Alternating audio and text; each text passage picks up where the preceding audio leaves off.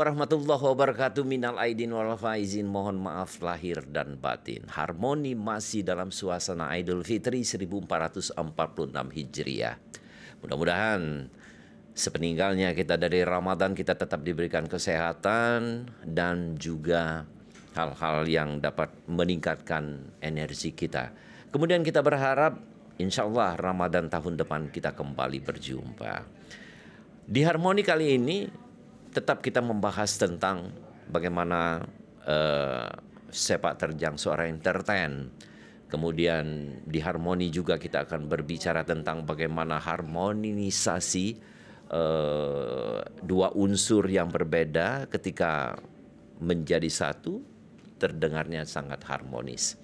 Itulah sebabnya kami telah mengundang salah seorang pemuda dari Kabupaten Ogan Komering Ilir, Aidil Fitri. Tepuk tangan, semuanya boleh tepuk tangan. Yang ada di rumah, yang ada di ini, tapi tidak ada Aidil. Assalamualaikum warahmatullahi wabarakatuh. Waalaikumsalam warahmatullahi wabarakatuh. Kebenaran Aidil Fitri hari ini. Betul. Di hari keberapa? 31, di hari ketiga ya. Tidak ada kue-kue khusus karena Aidil sudah datang di hari ketiga. Sementara podcast Harmoni didatangi 31, 1, 2, 3 hari. Jadi wejangannya habis. Lebarannya. Ya, pemirsa TVRI, Aidil Fitri merupakan sosok pemuda yang multi talent. Di samping dia seorang announcer, penyiar radio, juga seorang penyanyi, penata busana, dan juga dia bekerja di salah satu bagian di pemerintah Kabupaten Ogan Ilir. Meskipun cita-citanya menjadi seorang guru. Aidil, iya, saya dengar Anda seorang announcer ya, seorang penyiar radio. Benar.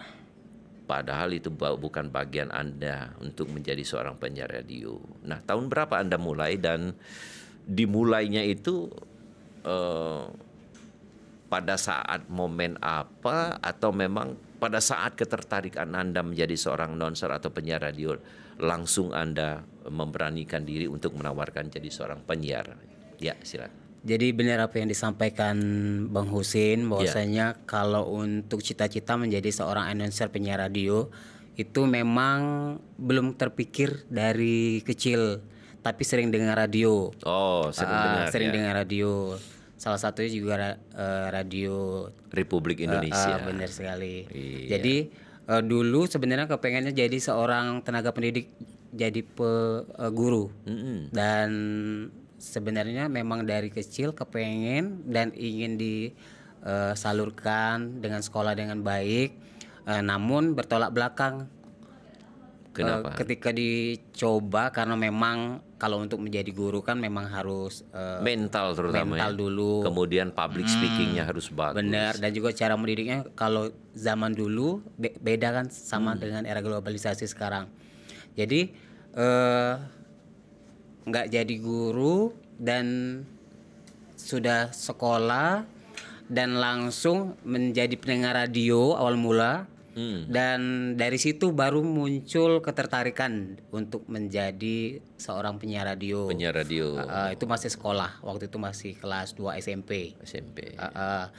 Jadi dari situ Anda membiasakan diri untuk jadi belajar komunikasi dari kecil. Kalau dulu kan memang banyak pendengar dari daerah-daerah pengungsin. Tapi mencoba untuk mempelajari bahasa Indonesia karena kan radio-radio kan ada bahasa daerah, bahasa Indonesia. Jadi belajar untuk bahasa Indonesia dulu. Kalau bahasa daerah kan masih agak bisa. Nah, radio pertama itu di kampung atau di kabupatenmu atau langsung ke Palembang? Radio pertama kali itu ada di Palembang. Oh, ini yang menjadi tantangan Anda. Sementara bahasa sehari-hari yang Anda gunakan adalah bahasa daerah. Kemudian Anda ditantang untuk menjadi penyiar radio. Nah, kemudian di bagian penyiar radio Anda tentu mengasuh atau menangani satu acara musik ya. Betul. Sementara Anda harus menerima berbagai masukan dari pendengar tentang request musik-musik atau lagu-lagu yang akan Anda senandungkan, Anda putarkan ketika itu. Nah, genre musik yang Anda gemari sendiri itu musik apa? Kalau untuk genre musik memang dari kecil itu memang hobinya kesukaannya dangdut, Husin. Iya. Dan tapi kalau di radio yang pertama kali dicoba itu memang kebetulan requestnya memang seluruhnya dangdut. Oh, memang acara memang dangdut. radio dangdut, jadi nggak ada radio genre lain. Jadi dari situ sudah menjadi seorang penyiar radio cuman beberapa tahun. Terus kalau dulu kan beda, kalau sekarang kan visual audionya kan melalui komputer kan. Iya. Kalau dulu kan masih manual. Jadi memang selain harus bisa bahasa Indonesia, juga harus kecekatan dalam bahasa tubuh. Jadi memang memutar lagu itu memang harus diputar secara manual. Jadi kalau untuk minta lagu ini misalkan untuk si artis A atau si B itu memang harus dulu kaset ya. Kaset, jadi memang harus masih diputar zaman balik. kaset. Masih. Jadi seperti itu. Jadi apa password rewind itu digunakan juga. Betul. Ini seperti saya dulu pengalaman tahun 90. Ya 91 juga kayak gitu sebenarnya. Jadi penyiar radio ketika itu ya pakai pensil kan. Iya betul.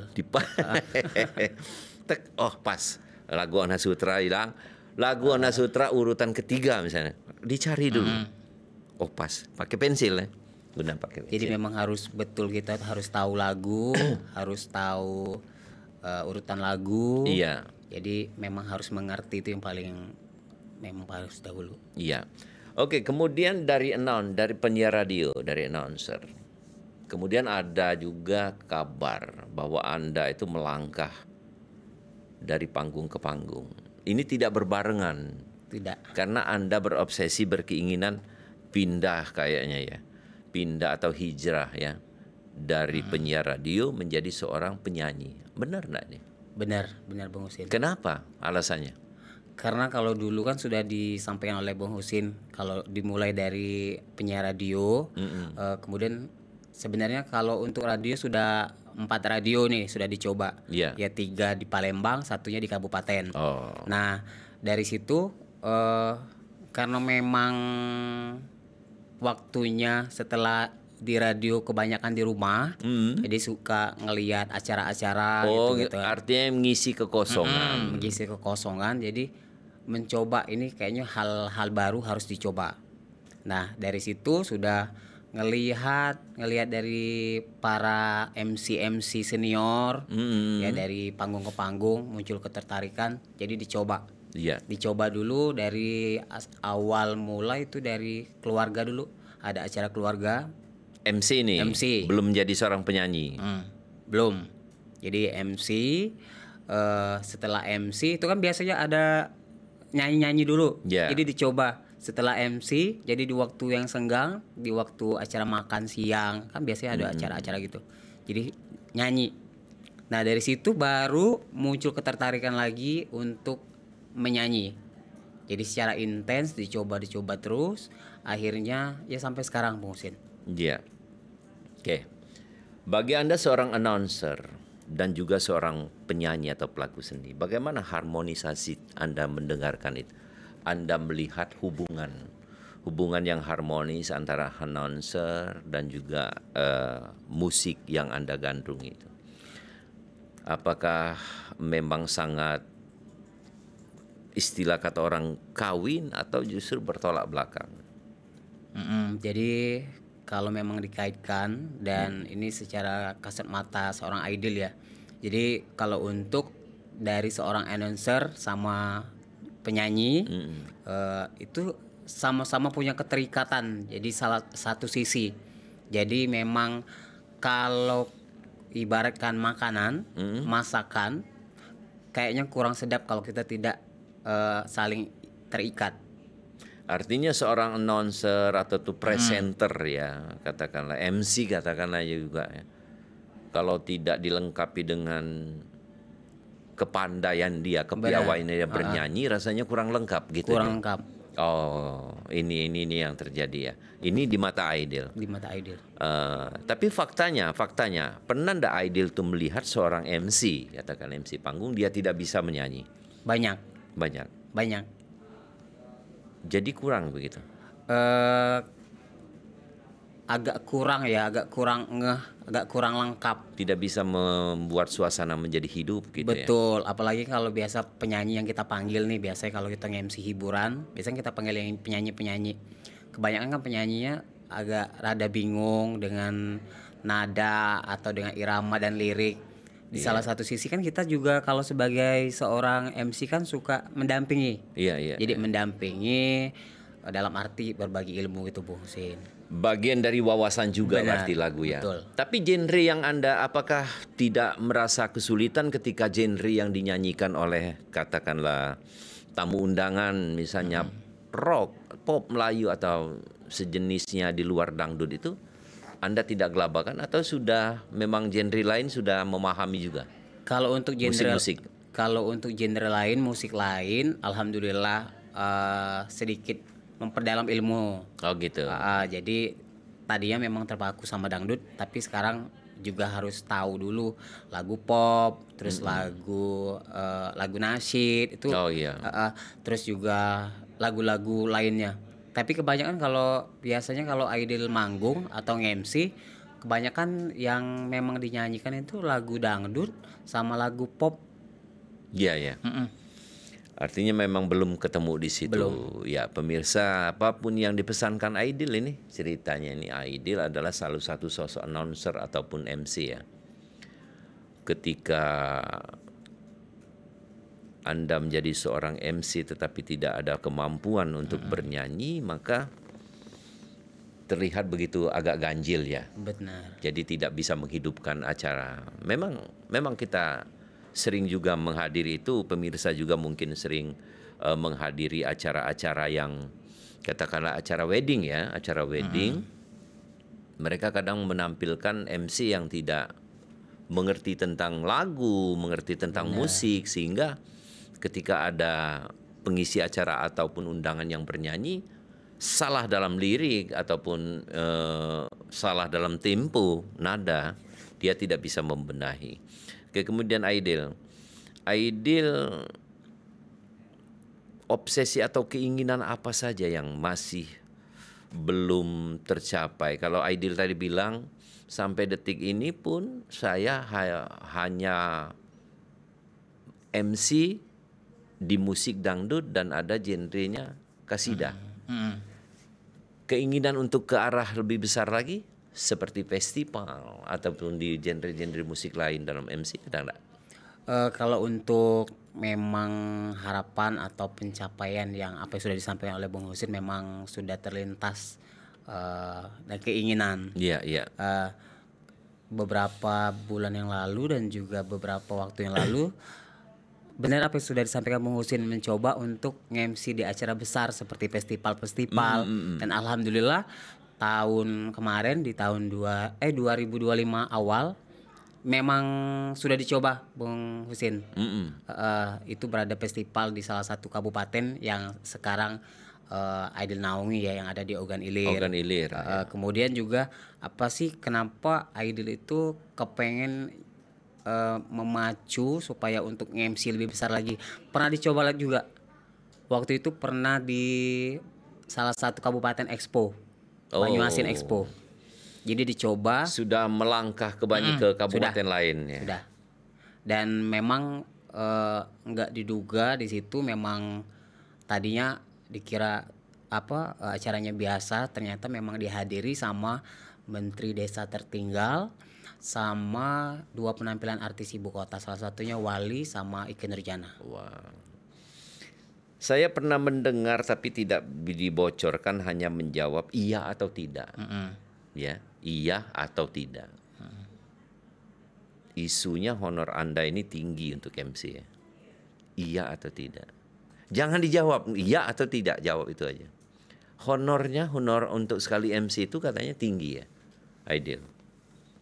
Ini menentukan sendiri atau orang yang memberi Aidil itu memang tinggi? Kebanyakan memang kita ditentukan sendiri tarifnya. berani ya.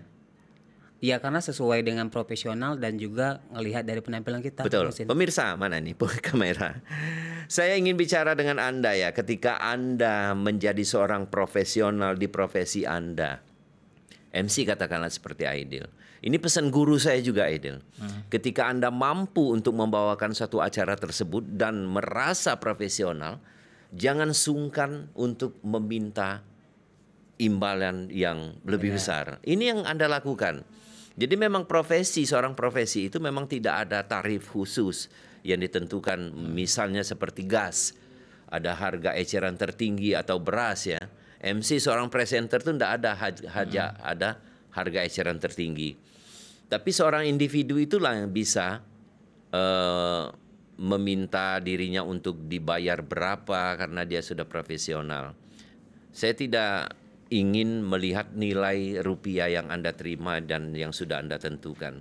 Tetapi isunya itu benar ya. Anda adalah seorang presenter wedding. Tapi untuk seminar-seminar belum ya?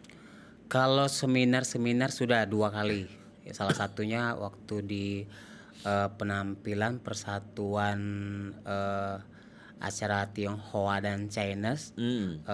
Tapi itu pakai EO dan juga kayak lomba alat musik. Oh, tradisional. Modern. Ada yang main gitar, terus ada yang bermain alat tradisional dan yang lain-lainnya. Itu sudah Anda juga. Saya ini jadi memang sudah lama saya memburu Anda untuk memberikan semacam motivasi kepada kaula muda yang seumuran Anda. Umur Anda 30 tahun, tapi pengalaman yang Anda berikan kepada diri Anda sendiri sudah begitu baik.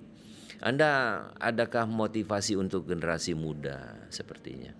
Apa yang harus dilakukan oleh presenter atau announcer dan MC pemula ini? Yang ingin disampaikan kepada MC pemula bahwasannya kita harus, yang pertama nih Bung Husin ya, ketika kita menjual atau untuk memberikan jasa kita, jadi kita harus tahu dulu. Yang pertama modal kita adalah ilmu, kemampuan. Kedua juga jangan takut untuk berbagi ilmu sama senior lainnya. Karena kalau MC itu kan ada senior junior sebutannya. Tapi kalau untuk menjadi seseorang yang baik dan menjadi seseorang yang ingin mencapai suatu pencapaian, kita harus banyak-banyak belajar. Jadi kalaupun kita sudah banyak ilmu, kita jangan terlalu sombong. Kemudian juga dengan orang lain pun kita harus berbagi. Berbagi ilmu pengetahuan. Karena memang ilmu itu kan sebenarnya mahal ya kalau itu pelajari dan karena memang dengan berbagi kita juga akan mendapatkan. Yakinlah, ketika kita berbagi kita juga akan mendapatkan. Nah, apa yang kita dapatkan itu kadang-kadang apa yang sudah ada di diri kita, dan kadang-kadang ada juga yang belum ada di diri kita. Benar konsep begitu. Tapi yang Anda lihat sekarang, announcer ataupun MC pemula ini, junior katakanlah, bagaimana sikapnya? Apakah seperti yang Anda lakukan? Berbagi, bertanya, meminta sesuatu dengan senior? Apakah itu yang dilakukan oleh yang junior sekarang atau tidak? Kalau untuk sekarang kayaknya 50-50. Jadi memang ada yang junior yang baru pemula nih, yang memang sepertinya sudah dapat job MC 1 panggung 2 panggung, tapi lupa untuk memberikan rezeki kepada yang lain. Sebenarnya kalau untuk pemula juga sebenarnya kan rezeki itu datangnya dari mana aja, Bung Husin. Jadi kepengennya kalau untuk seluruh para pemula dan juga untuk yang sudah senior, yuk kita bercengkraman, bekerja sama. Salah satunya mungkin gandeng tangan. Jadi mungkin yang tadinya ilmunya agak kurang atau juga yang lebih saling mengisi konsepnya, dan juga kalaupun untuk misalkan job nih, kalaupun memang nggak ada job, yang junior boleh diajak yang senior. Ya, Kalaupun boleh yang dong bagi senior ya. yang kebanyakan job, mungkin juga diarahkan kepada yang Bener. junior. Kalau Aidil misalnya banyak job, boleh dong Bang Husin dibagi. Boleh. Betul. Tapi orang udah ndak menerima lagi karena kita udah senior, udah ndak penampilan, udah ndak pede lagi, mungkin ndak kan kayak gitu nih. Jadi setiap apa istilahnya itu, setiap profesi, setiap ini ya ada masa, ada waktu yang ditentukan oleh waktu itu sendiri. Benar. Dulu mungkin zaman era saya di tahun 90-an, mungkin mulai tahun 89 sampai ke sini ya. Kita dulu mungkin ya boleh dibilang banyaklah job untuk menjadi seorang MC. Karena kita memang berawal dari penyiar radio. Dulu di istilahnya itu dikontrak oleh hotel ini, tapi sesuai dengan eranya berpindahlah kepada era-era zaman-zamannya Aidil dan kawan-kawan. Aidil juga suatu saat nanti akan menyerahkan tongkat estafet ini secara tidak langsung kepada generasi setelah Aidil ini. Nah, saya dengar-dengar di profesi sebagai seorang penyanyi juga pernah mendapatkan predikat juara ya. Pernah. Kalau untuk perlombaan dari dulu sampai terakhir mungkin 2020 ya, yang memang aktif ikut lomba-lomba. Jadi motong Aidil ini ada berapa Aidil ketika orang ingin menggunakan tenaga MC, Aidil menjadi seorang MC. Benar, menyesuaikan. Untuk penyanyi, Aidil tidak MC. Iya, tidak. Khusus nyanyi. Oh gitu. Jadi ada dua amplop dalam tubuh. Alhamdulillah Husin. Ini ditularkan enggak nih dengan yang teman-teman ataupun dengan keluarga atau di lingkungan kerja Anda sendiri gimana menyambut yang seorang Aidil yang multi talent ini? Jadi kalau untuk yang kata Bung Husin multi talent yang dunia Aidil yang bisa nyanyi di dunia entertain ya, di dunia entertain. Jadi memang ilmunya memang diberikan dulu untuk orang-orang terdekat, kayak keponakan. Jadi keponakan sekarang juga sudah mulai bisa mendampingi Aidil. Iya. Dan juga kalau untuk di kampung Aidil itu aku punya kayak komunitas? Bukan komunitas tapi lebih ke kayak mengajarkan kepada adik-adik atau anak-anak yang ingin privat ya.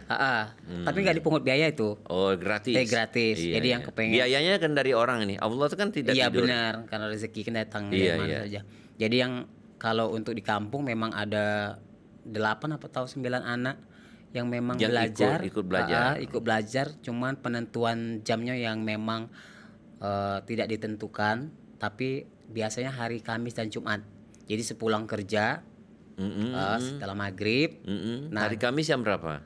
Jam setelah Isya. Jadi malam Isya. Sampai jam malam ini ya. Ini kan hari Kamis ini nih, soalnya. Jadi malam ini sampai jam 10 malam. Jadi waktunya nggak terlalu lama, cuma 2 jam setengah. Karena anak-anaknya ada 8 atau 9. Tapi anak-anaknya nonton saat ini nih. Alhamdulillah nonton. Sudah diajakin untuk nonton. Sudah diberi informasi bahwa hari Kamis ini setelah Idul Fitri kita akan podcast ya. Sayang sekarang ini job-job setelah Idul Fitri udah banyak nih kabarnya. Untuk job Idul Fitri saya tidak menanya job MC atau nyanyi, pokoknya sudah banyak ini. Alhamdulillah cukup banyak. Cukup ya. Cukup. Artinya lebih dari cukup di luar gaji. Iya. Kalau Bung Husin kalau kita memang hanya mengandalkan gaji dengan kerja kita kan memang ya dunia kan sekarang kan agak. Ini saya lapor susah. Nih Pak Bupati OI. Pak Bupati OI ini Pak Panca ya? Iya Pak Panca. Ini anak buahmu nih jadi mengeluh gajinya sedikit, jadi di luar itu dia mengambil gaji lebih besar lagi seorang entertain. Ini harusnya memang seorang kepala daerah Pak Bupati harus bangga nih dengan Aidil nih, potensi yang ada ini. Ini TVRI Sumatera Selatan sampai udah berminggu-minggu ngantri suratnya, ayo Aidil isi podcast Harmoni dong, berbagi dengan kaula muda bagaimana ilmu yang didapat, kemudian bagaimana ilmu yang Aidil rintis. Ini otodidak yang Anda dapatkan ya? Otodidak. Memang kalau untuk keluarga memang dimulai dari seorang ibu. Jadi dari ibu mungkin Ibu seorang penyiar? Enggak, ibu seorang penyanyi. Tapi penyanyi. dari apa ya, lebih ke kasidah dan juga nasyid. Jadi main rebana. Jadi Penyanyi olah vokalnya, seninya itu turun dari ibu. Ayah? Ayah enggak, bukan daerah seni. Pertukangan mungkin? Guru. Guru apa? Guru. Kalau zaman dulu sebutan seorang guru itu kan apa dulu? Guru. Guru. Guru. Dimulai tahun 80 dan lepas sebagai guru 89. Guru apa dulu? Guru SD. Oh, guru SD. Tapi ya? dulu sebutannya bukan SD sih. Kalau zaman-zaman tahun dulu, 80-an SD sudah. pokoknya Di bawah itu mungkin di tahun 60-an ke bawah SR. Nah, mungkin XR SR di bawah 60 dong. di bawah 60. Oh. Kalau memang kalau 80-an sudah SD. Karena beliau memang 11 tahun ngajar. Jadi memang anak didiknya cuman beberapa sih, nggak terlalu banyak, 20. Jadi ada jiwa, ada darah dari seorang guru juga, darah seni juga yang turun. Aidil berapa saudara? 6 Dari saudara. 6 itu yang mengaplikasikan darah seni dengan guru tadi Cuman Aidil sendiri. Aidil sendiri. Yang lain yang 5 tadi 5 saudara tadi? 5 saudara lain lebih ke dagang, wira swasta, sama petani. Oh, ya tapi daerah. Tepatnya di mana, desa apa Aidil? Di OI. Di Desa Ketiau, Kecamatan Lubuk Keliat, Kabupaten Ogan Ilir. Desa Ketiau, Kecamatan Lubuk Keliat. Ya, Aidil adalah pemuda dari Desa Keliat ini ya. Untuk Desa Keliat jangan Desa Ketiau. Ketiau. Untuk Ketiau ya, jangan lupa nih seluruh warganya nonton Aidil TVRI. Jangan lupa juga di follow ya. Ada IG, Instagram, ada YouTube, di subscribe, ada TikTok juga, ada Facebook juga kami di TVRI. Jadi ingatkan juga kepada warga bahwa TVRI Sumatera Selatan ini selain dari live streaming, juga ada YouTube, ada IG, ada TikTok, ada Facebook TVRI Sumatera Selatan. Luar biasa. Baik Aidil, pesan apa yang Anda berikan, Anda sampaikan kepada rekan seprofesi Anda, seorang penyanyi dan Yang ingin disampaikan, harapan untuk semua yang sudah terjun ke dunia entertain atau juga yang belum terjun ke dunia entertain, kembangkan potensimu, gali kemampuan dan tingkatkan terus prestasi, itu yang paling penting. Dan mumpung masih muda, jangan habiskan waktu dengan percuma, tapi isi dengan hal-hal yang bermanfaat. Baik, Aidil sangat bermanfaat, mudah-mudahan ya generasi muda Aidil akan lahir ke depannya. Terima kasih Podcast Harmoni telah menampilkan Aidil Fitri. Saya Husin Ali beserta seluruh kerabat kerja yang bertugas mengucapkan minal aidin wal faizin, mohon maaf lahir dan batin. Wassalamualaikum warahmatullahi wabarakatuh.